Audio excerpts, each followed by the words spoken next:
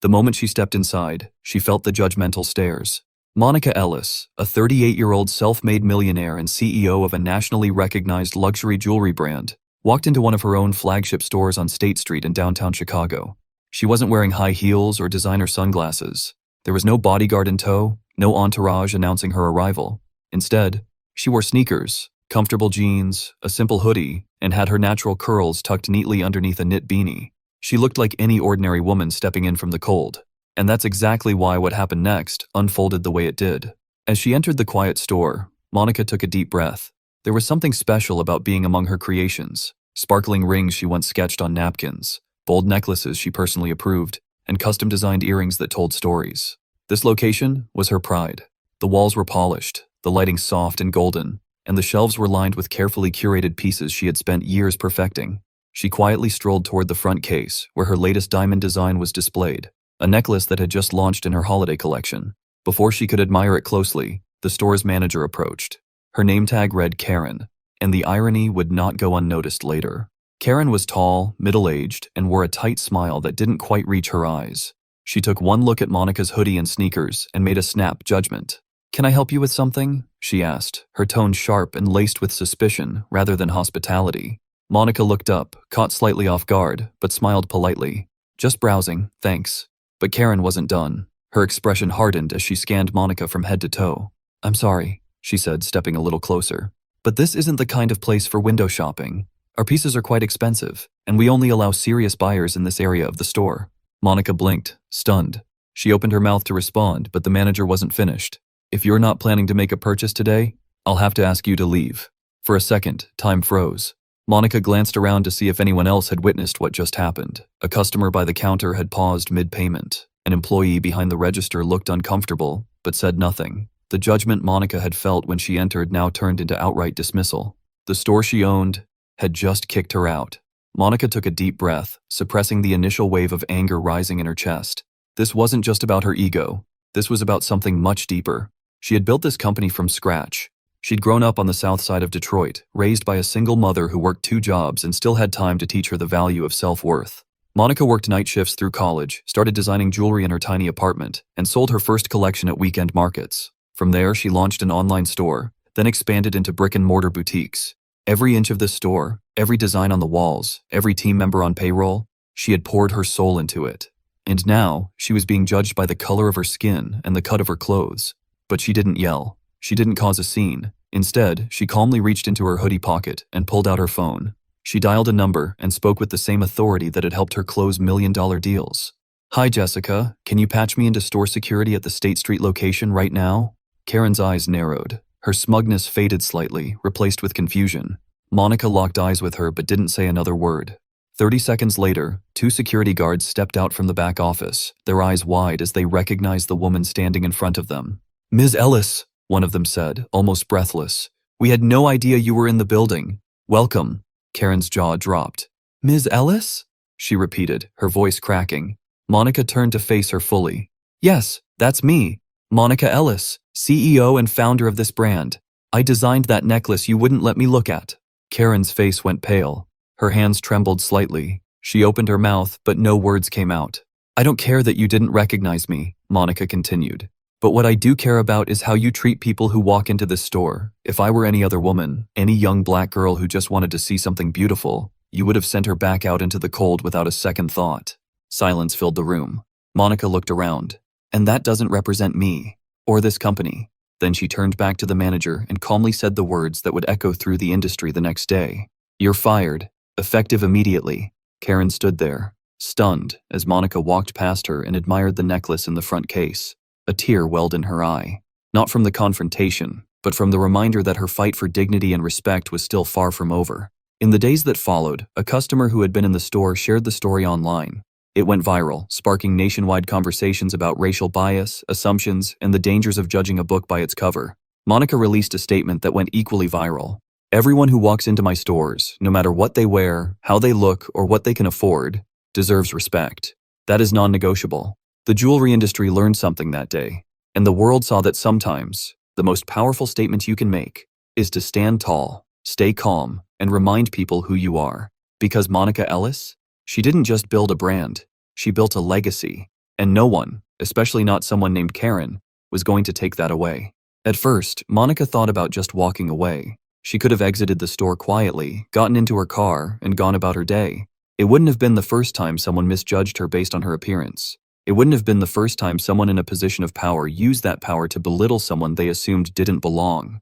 But something about this moment made her pause. Maybe it was the fact that this wasn't just any jewelry store. It was her jewelry store. Maybe it was the way the manager, Karen, had dismissed her without hesitation. Or maybe it was the lingering pain of knowing that if she had truly been just another black woman in casual clothes, she'd be treated like she was invisible. Whatever the reason, Monica knew she couldn't just let it slide. Not this time. Not here. She calmly reached into the front pocket of her hoodie and pulled out her phone. Her hands were steady, her voice even. She scrolled quickly through her contacts and tapped the screen. "Hi, Jessica," she said as the call connected. "Can you patch me into security at the State Street store real quick?" Karen, who was standing just a few feet away with her arms crossed and her eyes narrowed, looked confused. She tilted her head slightly, clearly trying to listen in. She didn't recognize the name Jessica and had no clue what Monica was up to. But as the seconds passed, suspicion crept across her face. Something about Monica's tone, her composure, her confidence. It didn't match the woman Karen thought she had just thrown out. Within less than a minute, the store's back office door opened, and two uniformed members of the security team stepped out, moving quickly toward Monica. As soon as they laid eyes on her, their serious faces softened with surprise and immediate respect. "Ms. Ellis," one of them exclaimed, "we had no idea you were in the building today." Karen's face drained of color. She looked back and forth between Monica and the two guards. Her mouth dropped open slightly, but no words came out. Her eyes searched Monica's face, then flicked over to the security team, as if trying to piece together some kind of mistake. Monica took a deep breath and stepped forward, her voice calm but full of undeniable authority. "You don't recognize me," she said, her gaze locked on Karen. "That necklace in the front case, the one you didn't think I could afford? I designed it. Every inch of this store, every product on every shelf is here because I put it here." Karen blinked rapidly, clearly struggling to process the reality unfolding in front of her. Monica continued, her tone sharper now. "The store you just kicked me out of? I built it. From nothing. I am Monica Ellis, founder and CEO." The entire store had gone still. The one customer at the counter stopped mid-transaction.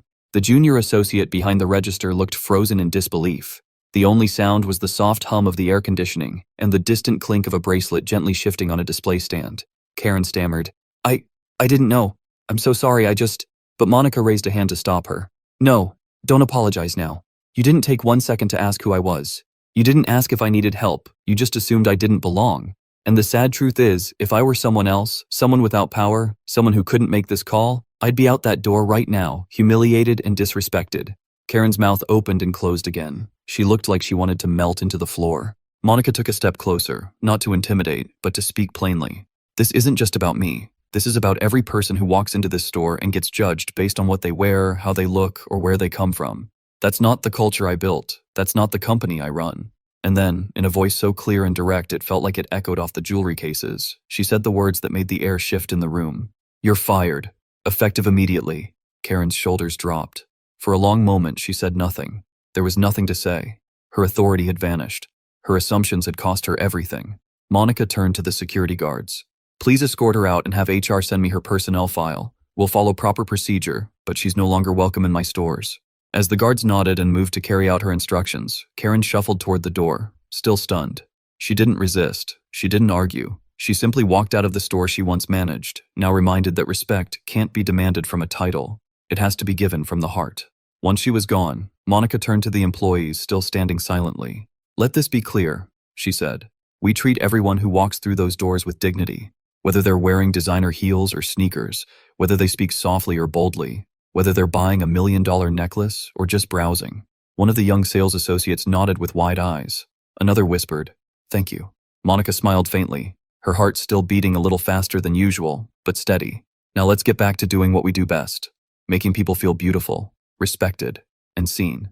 Later that evening, the story spread like wildfire on social media. A bystander who witnessed everything posted a video to TikTok. Within hours, it was viral. Commenters from all over the world flooded Monica's page with messages of support, admiration, and praise for standing her ground with poise and power. And Monica? She didn't post a dramatic statement. She didn't rant or call names. She simply uploaded a photo of that same diamond necklace, captioned with 3 words, "I belong here." And now, thanks to her courage, so do so many others who once felt like they didn't. Monica wasn't just angry, she was deeply, genuinely disappointed. As she sat alone later that day in her private office overlooking the Chicago skyline, she replayed the moment again and again in her mind. Karen's dismissive voice, the judgmental tone, and the way she was told to leave without even being asked why she was there. It stung. Not because it was the first time someone underestimated her, but because it happened here, in a space she had created with her blood, sweat, and sacrifice. People often assumed Monica Ellis had always lived a life of luxury. They saw her now, the polished CEO of a multi-million-dollar jewelry empire, featured in Forbes, invited to exclusive fashion galas, walking red carpets with celebrities wearing her custom diamond pieces. But that wasn't her origin. She was born and raised in one of the toughest neighborhoods in Detroit, where opportunity wasn't handed out. It had to be fought for. Her mother worked double shifts as a nurse's aide, just to keep the lights on and food on the table. Monica learned early that no one was coming to save her. She worked after school, did homework late into the night, and saved every dollar she could. When she discovered a passion for design, specifically jewelry, she began making bracelets from recycled materials at her kitchen table. Nights were spent reading books on gemology and sketching designs under a dim lamp while the rest of the world slept. It took years of relentless effort, rejection, and side hustles before she opened her first storefront, a small boutique wedged between a dry cleaner and a dollar store. She remembered the ribbon-cutting ceremony vividly. Her mother cried. Monica had whispered to herself, "This is just the beginning." And it was. Her designs caught attention quickly, clean, bold, and unapologetically feminine. Word spread, clients grew, and within a decade, Monica had 5 thriving locations across the US, each one echoing her core values: elegance, inclusivity, and respect for every customer, regardless of background or appearance. That was why she sometimes visited her own stores in plain clothes, not to test people, but to observe, to see if her staff practiced the same values she preached. She wanted to make sure every customer, even those who didn't look wealthy, felt welcomed and valued. She believed elegance wasn't just about the diamonds in the cases, it was about the way people were treated. But this time, what she discovered shattered her heart. Karen hadn't just misjudged her, she had violated something sacred. She hadn't even asked Monica's name. She didn't recognize her own boss, sure, but worse than that, she didn't recognize human decency. All she saw was a black woman in sneakers and a hoodie, and in one breath, Karen decided she didn't belong. That wasn't just a personal insult. That was a direct contradiction to everything Monica had built. Her entire brand stood on the belief that beauty comes in many forms, and every customer, whether they were buying a $50 silver ring or a $50,000 diamond necklace, deserved the same respect. Karen's snap judgment didn't just reflect poorly on her, it sent a dangerous message to the rest of the team. It created an environment where bias could grow and discrimination could fester, unchecked. Monica knew she couldn't allow that. She wasn't just protecting her image, she was protecting her mission. That was why she had acted swiftly. Firing Karen on the spot wasn't a show of ego, it was an act of leadership. It was a message to everyone watching, both inside and outside her company, that prejudice had no place in her business. And when Monica later sat down with a local reporter, she didn't mince words. "She never even asked my name," she said. "She saw a black woman in sneakers and assumed I didn't belong." That's not just poor customer service, that's dangerous thinking. The story spread quickly. Social media caught fire with praise for Monica's calm but decisive handling of the situation. People across the country, especially black entrepreneurs, women of color, and working-class shoppers, shared their own stories of being treated unfairly in luxury spaces. Monica's experience became a symbol of a larger issue: how unconscious bias still thrives in places that claim to be inclusive.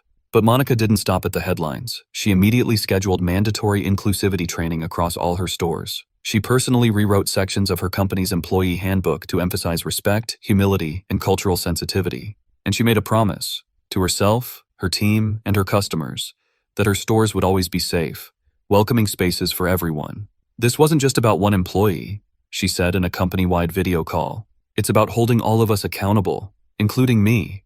That authenticity made her employees admire her even more. She wasn't just a CEO sitting in a glass tower, she was one of them. Someone who had been judged, someone who understood, and more than anything, someone who refused to stay silent. In the days that followed, her inbox flooded with messages, some from longtime customers expressing solidarity, others from young designers inspired by her story. One stood out. It read, "Thank you for standing up. You didn't just protect your store, you protected people like me too." Monica smiled as she read it, because at the end of the day, it wasn't about the diamonds or the displays. It was about dignity. And she wasn't just selling jewelry. She was defending a legacy. News of the incident spread faster than anyone could have expected. A bystander who had been shopping nearby during the confrontation discreetly recorded the entire exchange on their phone and posted it to TikTok. The video showed Monica Ellis, the CEO and founder of the jewelry brand, calmly standing her ground as the store manager, Karen, dismissed her without recognizing who she was. Within hours, the video went viral. By the next day, it had racked up over 3 million views. People from all walks of life tuned in to witness the moment that was equal parts shocking and inspiring. The comment section exploded with thousands of reactions, ranging from outrage to admiration. Many viewers couldn't believe the audacity of telling the store's owner to leave her own establishment. "How you gonna tell the owner to leave her own store?" one commenter wrote, echoing the disbelief of many who watched. Others hailed Monica as a symbol of grace and strength, noting how she handled the situation without raising her voice or causing a scene. "Monica Ellis is a legend, grace under pressure," said another viewer. The video quickly became more than just a viral clip. It became a powerful statement about respect, representation, and the daily realities of bias that people, especially Black women, still face in spaces that are supposed to be welcoming. "This is exactly why representation matters," someone wrote, capturing the heart of the discussion sparked by Monica's experience. Monica's response throughout the ordeal struck a deep chord with viewers. She did not lash out or retaliate with anger, which might have been understandable given the humiliation she endured. Instead, she maintained a calm and dignified composure that reflected the strength of her character and the confidence she had built over years of hard work. She understood that sometimes, silence and poise speak louder than words. By simply standing her ground and calmly revealing her identity, she allowed the truth and her authority to shine through. The world saw a woman who, despite being underestimated and disrespected in a place she literally created, held firm and demanded the respect she deserved. Her quiet power in that moment became a beacon for those who have ever been made to feel invisible or undervalued because of who they are or how they look. In the days following the viral video, Monica released a carefully crafted public statement that resonated widely. She acknowledged that the incident was about far more than just her personal experience. It was a reflection of the systemic challenges many customers face when entering retail spaces, challenges rooted in prejudice and assumptions based on appearance. "This isn't just about me," Monica said in her statement. "It's about every customer who's ever been judged by the way they look. My stores will always stand for respect, diversity, and dignity. Period." These words were met with widespread praise, reinforcing Monica's position not just as a successful entrepreneur, but as a leader committed to social change. She made it clear that her company's values went beyond selling beautiful jewelry. They extended to creating an environment where every person feels welcomed, valued, and treated with fairness. But Monica didn't stop at words. She understood that true change requires action. To address the issues highlighted by this incident, she announced a new mandatory training initiative across all her store locations called Respect First, Rewriting Retail Culture. The program was designed to combat unconscious bias, promote equity, and empower staff to see and treat every customer with dignity. The training would involve workshops on cultural sensitivity, empathy, and communication, led by experts in diversity and inclusion. Monica's goal was not only to prevent future incidents like the one she endured, but also to foster a retail environment where respect was the foundation of every interaction. The initiative sent a clear message to her team and the entire retail industry that ignoring bias was no longer an option. The Respect First program quickly became a model for other companies looking to address similar challenges. Monica's leadership inspired many retailers to reconsider their own policies and training efforts. Employees who participated in the sessions reported feeling more aware of their unconscious biases and more confident in treating customers fairly, regardless of background or appearance. Customers noticed the difference too. Many expressed renewed trust in Monica's brand, praising the company for taking responsibility and actively working to create change. Social media buzzed with supportive messages and stories of other retailers pledging to implement similar programs. Monica's experience sparked a larger conversation about inclusion and equity in the luxury retail space, an industry often criticized for exclusivity and elitism. For Monica, the incident and its aftermath were a reaffirmation of why she started her business in the first place. She remembered the early days when she was a young designer from Detroit, dreaming of a brand that represented not just wealth, but empowerment, community, and respect. That dream had grown into a thriving empire, but it needed constant protection and nurturing. The experience with Karen was a painful reminder that no matter how successful she became, the fight against prejudice was ongoing. Yet, it also reminded her of her own resilience and the power of speaking up. Her story showed millions that dignity and respect are not privileges reserved for some. They are rights everyone deserves. As the weeks turned into months, Monica continued to use her platform to advocate for diversity and inclusion within and beyond her industry. She partnered with organizations focused on supporting minority entrepreneurs and worked on initiatives to increase representation in fashion and luxury goods. The viral video and her response became a teaching moment not only for her employees, but for a broader audience, one that proved the importance of standing firm in the face of discrimination and leading with empathy and courage. Monica's calm yet unwavering response to being denied service in her own store was more than a viral moment. It was a catalyst for change. It demonstrated that leadership isn't about reacting with anger, but about harnessing grace to turn hurt into hope and injustice into progress. Her story continues to inspire people everywhere to demand respect, embrace diversity, and rewrite the culture of retail for the better. This story could have ended simply with a viral video and the firing of a manager who clearly made a terrible mistake. But for Monica Ellis, it was never about revenge or retribution. It was about growth, healing, and moving forward in a way that uplifted everyone involved. After all, Monica wasn't just a CEO who built a successful luxury jewelry brand. She was a leader who believed deeply in second chances and in building people, not just products. The incident at her Chicago store, while painful and disheartening, became a turning point for her personally and for her company. It sparked conversations and reflections far beyond the walls of that boutique, and Monica welcomed the opportunity to turn a moment of injustice into a catalyst for positive change. Since the video went viral and the firing of Karen made headlines, Monica has been overwhelmed, not with hate, but with messages of support, gratitude, and encouragement. Hundreds of small business owners, young entrepreneurs, and everyday people from all walks of life have reached out to thank her, not just for standing up for herself in that moment, but for standing up for all of those who have ever been underestimated, dismissed, or discriminated against because of how they look or where they come from. These messages poured in from people who saw in Monica's story a reflection of their own struggles and a beacon of hope. Many wrote about how they'd faced similar situations, being treated unfairly in stores, workplaces, or social settings, and how Monica's grace and strength inspired them to keep fighting, keep building, and keep believing in themselves. To Monica, this was the true victory. It wasn't the firing or the headlines. It was the ripples of empowerment spreading outward.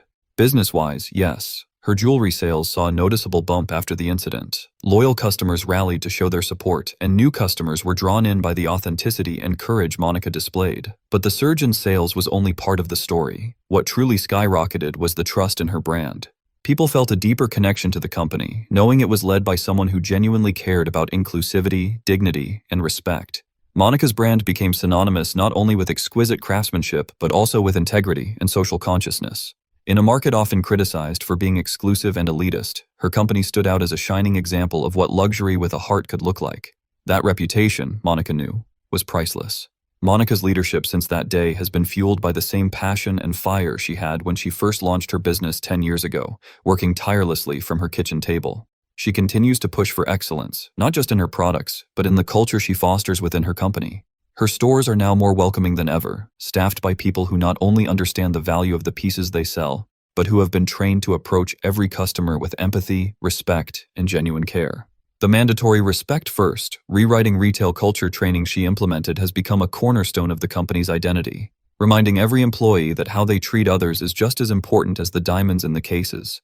Monica's mission has grown stronger and clearer: to build a business that uplifts communities and challenges outdated norms about who belongs in luxury spaces.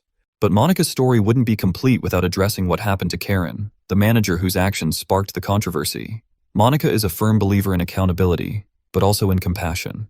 She didn't want Karen's story to end in shame or bitterness. Instead, Monica took the extraordinary step of personally arranging for Karen to attend the company's new inclusivity and bias training program before she left. She wanted Karen to understand the impact of her actions, to grow from the experience, and to carry those lessons forward. Moreover, Monica offered to write a letter of recommendation to help Karen find future employment, on the condition that Karen demonstrated sincere growth and commitment to change. This wasn't an easy decision, and some questioned it, but to Monica, it was a reflection of her core values. She believed in building people, in giving second chances, and in turning mistakes into moments of learning. Karen's future would be shaped not only by her past, but by the lessons she chose to embrace. And Monica's kindness in this regard spoke volumes about the kind of leader she was, one who didn't just build jewelry, but built people. At its heart, this entire journey started with something seemingly simple: a woman walking into her own store and being told she didn't belong there.